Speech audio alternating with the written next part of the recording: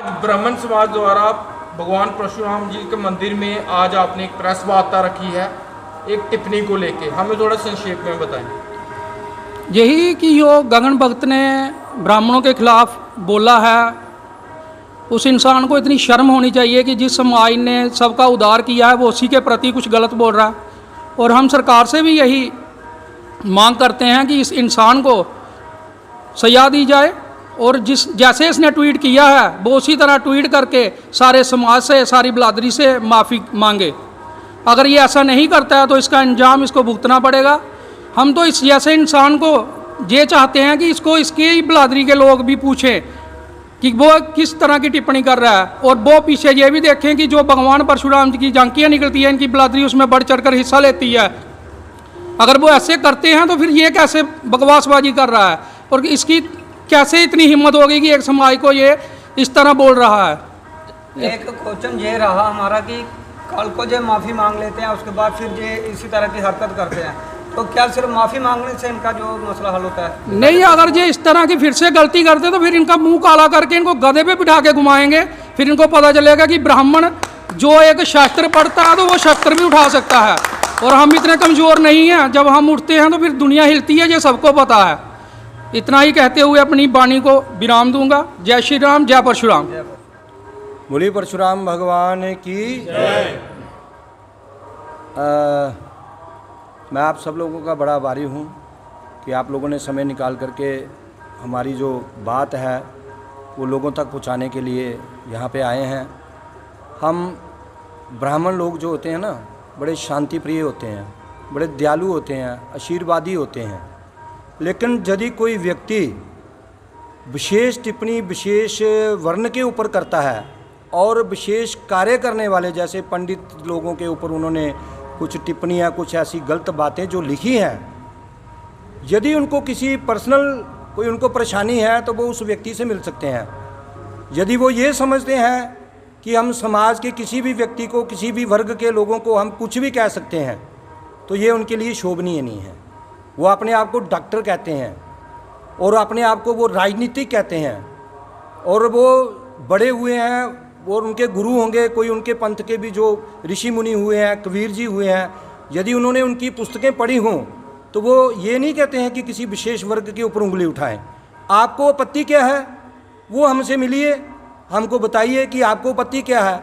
यदि आपको कोई आपत्ति नहीं है तो फिर आप किस बात के लिए फटी धोती, मंदिर की चड़तल खाने वाले इत्यादि इत्यादि शब्दों का प्रयोग कर रहे हैं। तो हम बड़े शांति प्रिय लोग हैं, पूजा पाठी लोग होते हैं और वेद पाठी लोग होते हैं। वेद जो हैं वो कल्याण भी करते हैं और विनाश भी करते हैं, ये वेद सब कुछ बताते हैं। इसलिए मैं 3 दिन से ये बातें सुन रहा हूँ और ये मैं व्हाट्सएप पे पढ़ा, मैंने, हमारे साथियों ने, हमारे वर्ग के लोगों ने, विप्र समाज ने ये फैसला किया है कि उनको तुरंत ही जो अपने कहे हुए शब्द हैं तुरंत ही उनको वापस लेने चाहिए। और मैं सरकार से इस बात की अपील करूंगा कि ब्राह्मण के सोए हुए क्रोध को मत जगाओ। हम परशुराम जी के पुजारी हैं और परशुराम जी के पुजारी ही रहने दो। जब जब भी ब्राह्मण के क्रोध को किसी वंश ने भी उजागर करने की कोशिश की तो उसका विनाश हुआ है। हम आशीर्वाद देने वाले लोग हैं सभी वर्ग। ये देखिए पीछे आरती लिखी हुई है, भगवान की चालीसा लगी है, चारों वर्ण समान तुम्हारे। ये चारों वर्ण जो हैं सब भगवान को प्रिय हैं। जो भक्त भगवान के होते हैं, जो बड़े बड़े किताबें, बड़ी बड़ी पुस्तकें, बड़े बड़े ग्रंथ लिख के गए हैं, उन्होंने सब किसी भी को जाति वाति में नहीं बांटा। उन्होंने भगवान की पूजा कोई भी कर सकता है, किसी भी जाति का व्यक्ति जो है वो भगवान की पूजा कर सकता है। मैं बात को ज़्यादा लंबी नहीं लेता हुआ शॉर्टकट शब्दों में यही कहूँगा कि हमारे सोए हुए क्रोध को आपने धोती के जो ऊपर टिप्पणी की है, यदि तुम धोती पहन के हमारे साथ एक दिन भी चल सको तो मैं तुम्हें मानूंगा। यदि तुमने ये शब्दों का उपयोग किया है कि चड़तल खाने वाले, आओ, अगर तुम्हें हिम्मत है तो बैठ के बताओ कैसे मंदिर में बैठा जाता है और कैसे चड़तल खाई जाती है, उसके लिए क्या क्या करना पड़ता है। मैं सरकार से और अन्य समाज के लोगों से भी ये अपील करूंगा कि तुरंत ही उसको गिरफ्तार किया जाए और उससे माफ़ी मांगी जाए। यदि वो माफ़ी सभी समाज के सामने मांगता है तो ही हम शांत होंगे, अन्यथा आने वाले 24 घंटों के अंदर इसका परिणाम उसको भुगतना पड़ेगा। हमारी धोतियों को सड़कों पे मत लाओ, हमारे तिलकों को, हमारे यज्ञोपवीतों को, हमारी चोटी को खोलने की कोशिश मत करो, अन्यथा इसका विनाश, इसका परिणाम बहुत बुरा होगा। ये टिप्पणी किनके द्वारा की गई है?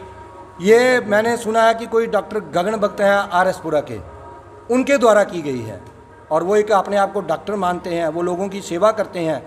किस बात का आपको रंजिश है वो हमसे मिलिए आकर के, किसी विशेष व्यक्ति से आपको रंजिश है आप उससे विशेष जाकर के बात करिए।